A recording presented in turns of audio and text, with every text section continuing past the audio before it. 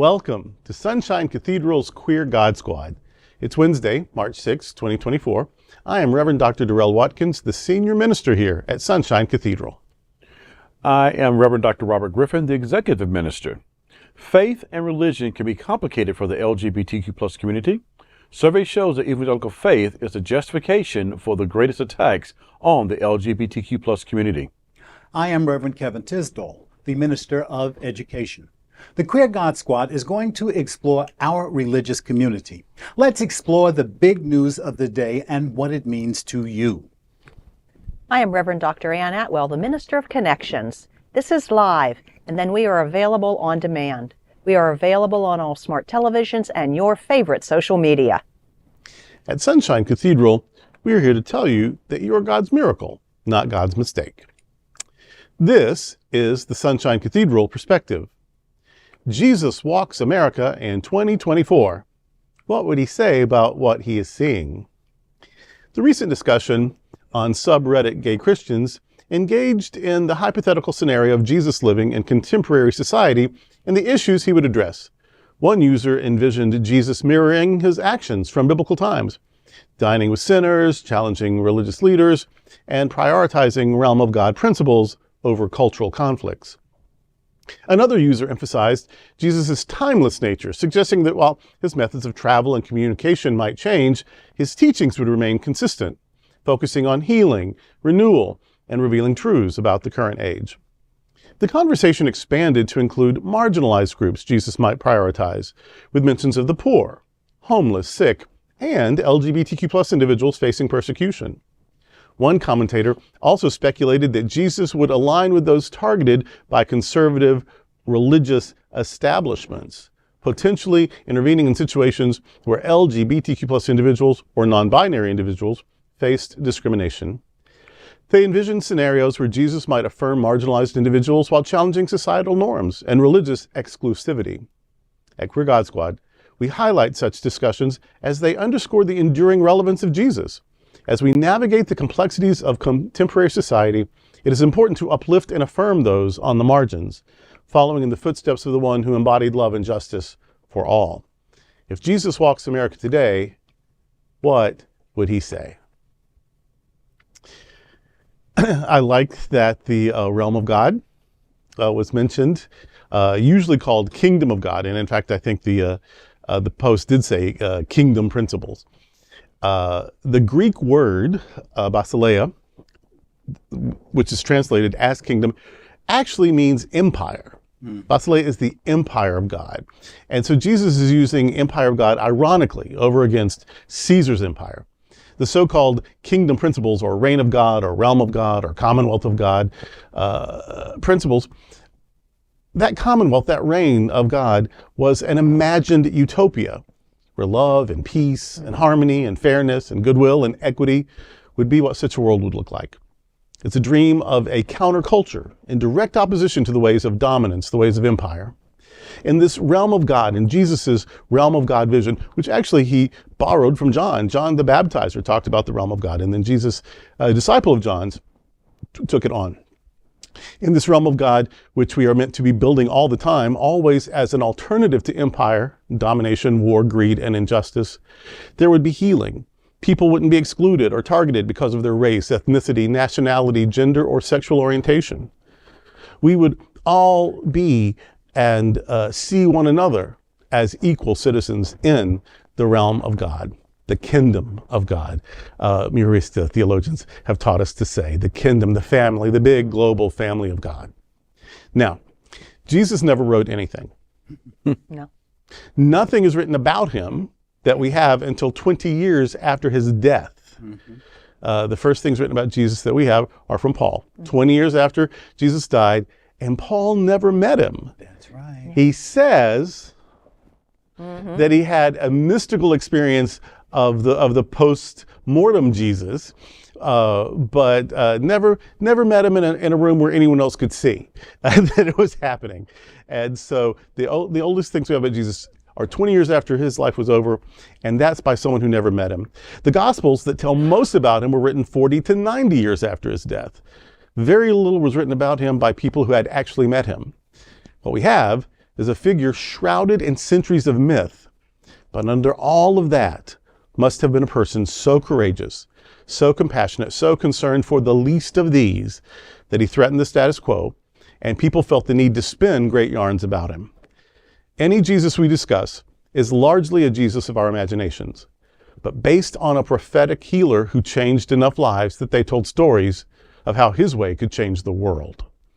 The Jesus we are still trying to excavate from the lore and legend would, it seems to me, still be about caring for the undercared for, touching the untouchable, loving the unloved, and challenging dominance with dreams of peace and justice love. That's certainly the Jesus I would have embraced and that I try to embrace.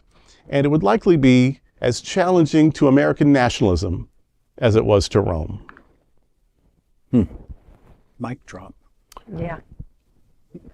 You know, I contemplating if Jesus was here rolling around today in his environmental friendly car, or just imagining what would be the take of Jesus seeing things in different color. A different color of economics or environmental justice or social justice, and then comparing that to the Roman Empire and what we have today going on in our country. I really wonder what would be the take. Like, crap, that teaching didn't take after all, or or some of it stuck and some of it didn't. And I should have said this, I should have said that, or I really wish they would have gotten that quote right instead of doing what they're doing. But I think it's more about what we take from what has been given to us and apply it back in society. It kind of falls on us to get it right. Yeah. Or at least help set the tone right and move forward with it. So I don't know. It's an intriguing. Do you think Jesus was the painting of himself and say, "Who is that?" Who is Yeah. And why is he blonde? Yeah. Who's that guy? Actually, Yeah. if you had said Jesus, he wouldn't have known who you were talking Exactly. about. Exactly. That And that's was not that. his Yeah. name. Not That his was name. not his Yeah. name, Yeshua. I would think that probably in some instances he would say, "Do better." Yeah.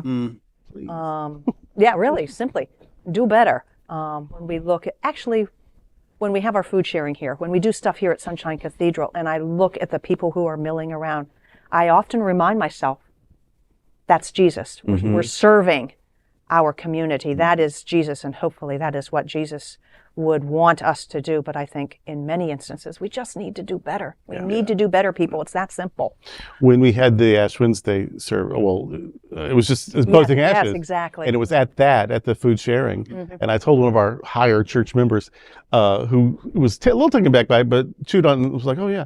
I said, "This is the Eucharist." Yeah. Like sharing food with people who need it. Having a little prayer, but having a lot of communion and fellowship and feeding and sharing. That's the Eucharist. Yes, it is. Way more embodied and meaningful than the stylized ritual we do. But the ritual is supposed to help us do that. Exactly. And but when we're doing that, that's the real thing. Yep. We mentioned what would Jesus have done if he looked up and saw some of the paintings of him.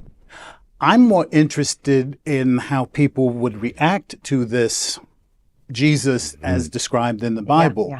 Would they say, "Oh yeah, you're the guy that we've been following for 2 millennia," or would they say, "No, you're not what we envision. Get that woke hippie out of here. Yeah, exactly. Yeah, Exactly. you're not the guy that we understood you to be."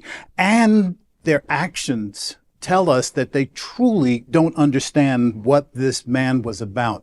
We mentioned that he might be driving his Prius. Prius or electric car. I'm more watching him either walking with his sandals on, feet dirty, getting all Waiting at the musty, bus stop. or waiting at the bus stop, or even better, riding on his bicycle, riding through areas that no one feels safe in.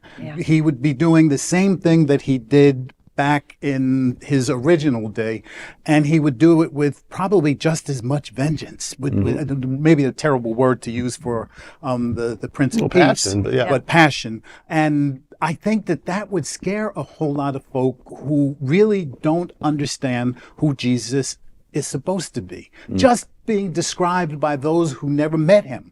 Jesus is a completely different person than those of us today are looking at. And how do we miss the message? How do we miss the message that the basic thing that we're supposed to be doing is taking care of each other. Yep. If we're not taking care of each other, we're not following this guy, whoever he is, wherever he is, and whatever he might be doing when he comes back. And how many people really believe, hey, Jesus just showed up in Washington, D.C.? Oh, goodness.